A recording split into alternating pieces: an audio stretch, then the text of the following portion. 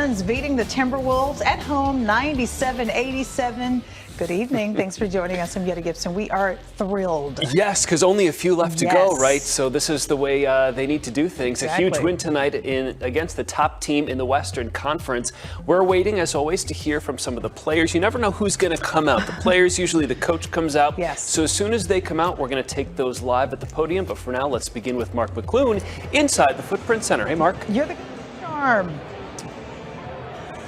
Yeah, I don't know about that. I do know defense travels, and it's even better when you have it at home. And the Phoenix Suns, we've been looking for clues all season. Are they a title contender? Well, perhaps the best evidence that we've seen yet is tonight's performance against the best team in the West. The Minnesota Timberwolves held to 87 points, the best the Suns had played on defense so far this year up to this game was holding a team to 88. So this is their best defensive performance of the season, and it comes at a great time. The Suns getting hot at a great time. We talked last game about how Devin Booker had really gotten aggressive offensively, and Bradley Beal had kind of taken a back seat and was running more of the point guard role. Tonight, Booker changing things up. 13 points, 13 assists, wasn't as aggressive offensively, had some timely buckets, but got all of his teammates going, and this is a Suns team that certainly looks connected against a team that's going to be a force in the NBA playoffs. So the Suns riding high, a third straight,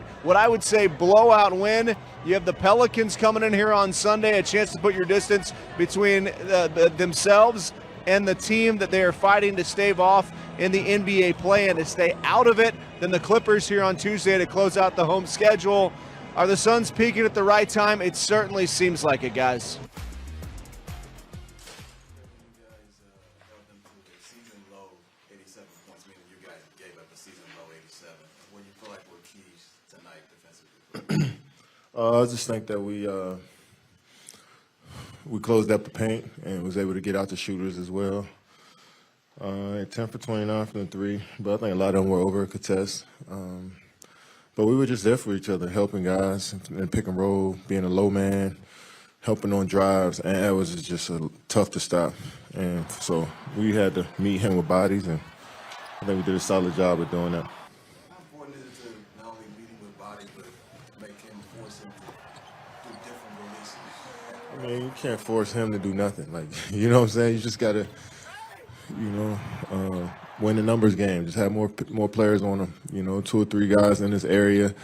We're not selling out to stop them, but, you show presentation like there is more help than it is, and hopefully that deters him a bit, but he's tough. He moves so smooth and effortlessly that a lot of times he can beat double and triple teams. So, but I think we did a solid job of just forcing tough shots, not putting them on the free throw line, and getting out and running as well.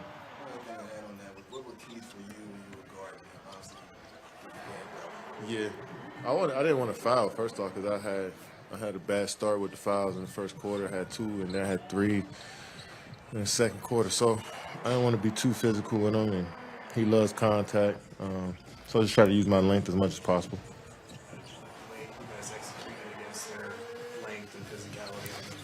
I like that we were patient. I mean, we still turned the ball over 18 times. We still had 29 assists. I think that we had good intentions a lot. They're a tough team, long athletic team who can guard. A lot of those guys on that team can guard multiple positions, so it's tough on you. But we stayed poised. I think they cut it down to maybe 13, 14. They were hitting shots there, and we stayed the course. I think the last 2 games showed that we could stay poised when teams started to cut the lead on us, and tonight was one of those nights.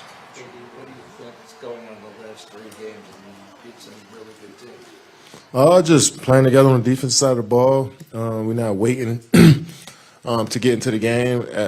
Middle of the first quarter, start of the second quarter. I think we're taking a fight to these teams from the tip off, and that's putting us in good positions to finish games. You think that you're peaking at the right time? I don't even look at it that way. But I mean, we just want to keep putting in good days, man. Not think too deep about it. Just come to work tomorrow. What have you kind of seen from Nurk in the short roll? I know some of those possessions you're in the corner, and it's really hard for that low man to kind of decide what he wants to do. Yeah, I mean, initially it's the guy who draws 2 on the ball, and then we trust Nurk to make all those passes. And he's been phenomenal at kicking out to threes, especially in that short roll.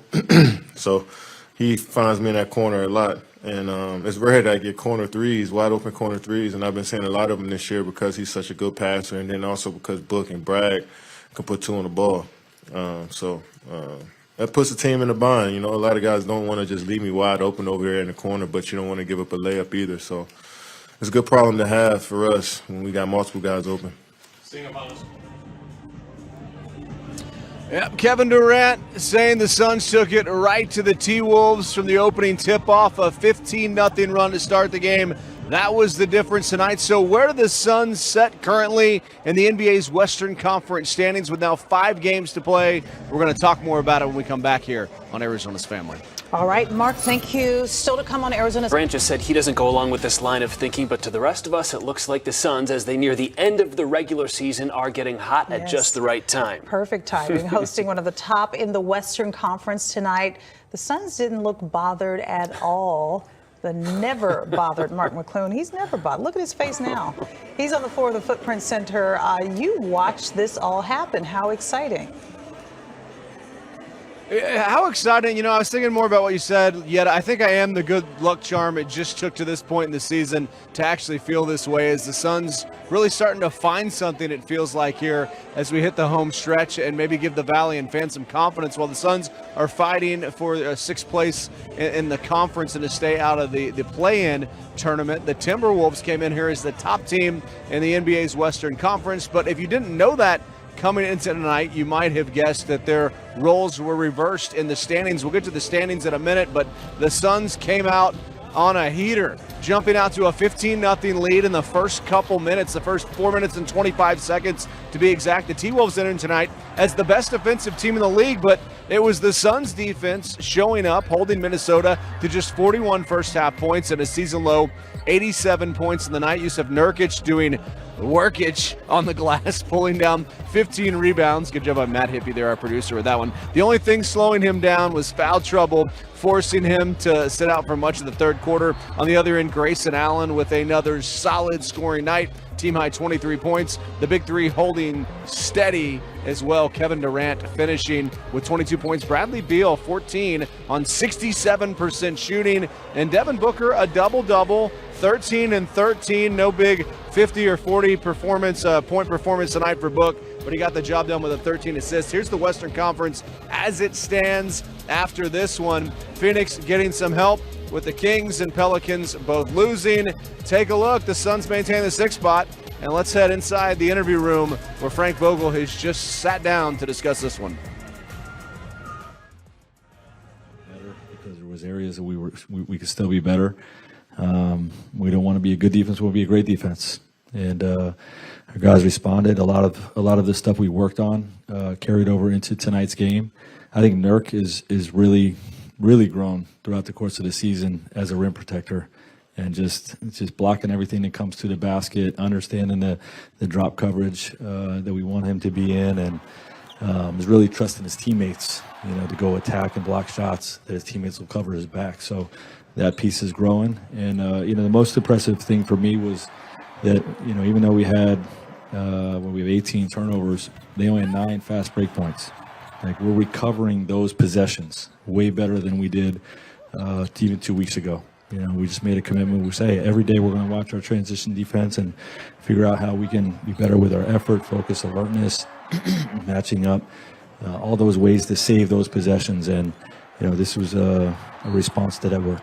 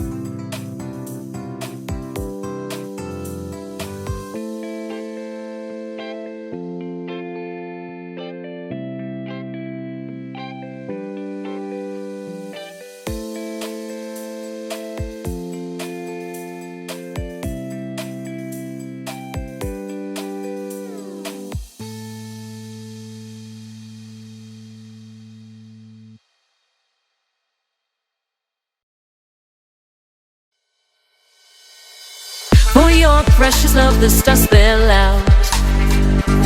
Love longing for our union then. Love my fragrance so captivating. You close to me, I lose myself. Never thought I would find love like this. Never thought I would be waiting. Move your body, let your spirit soar. Ella, your atom, move your body. Oh,